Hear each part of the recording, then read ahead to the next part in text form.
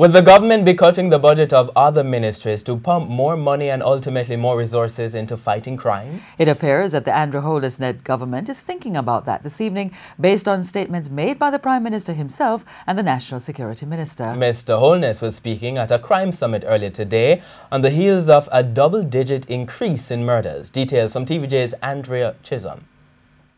A 19% increase in murders, 137 people killed in May alone. We are noticing a spike in the murder rate. It is of grave concern to us. The issues that we have to balance are critical and they are testing leadership. One such area being tested, the allocation of resources. This was National Security Minister Robert Montague in Parliament on Tuesday. The Cabinet and the Prime Minister and my colleagues are looking at doing additional allocations to the national security infrastructure and as the financial space permits. Immediately after that statement, the opposition wanted to know which areas of the budget would be cut. For now, Mr. Montague said those discussions are private.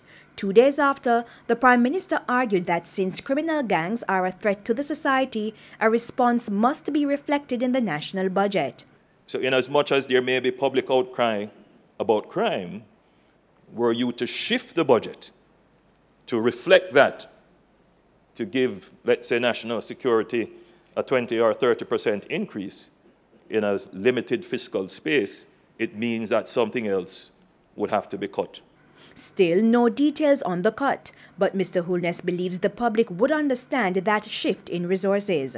Now, the Prime Minister also responded to mounting concerns about the Special Measures Act currently before a joint select committee of Parliament. Under the proposed law, the Prime Minister can declare any high crime area as a zone for special security operations on the advice of the National Security Council. For the Prime Minister, there must be balance. How do we protect human rights, protect privacy rights, but get the criminals at the same time?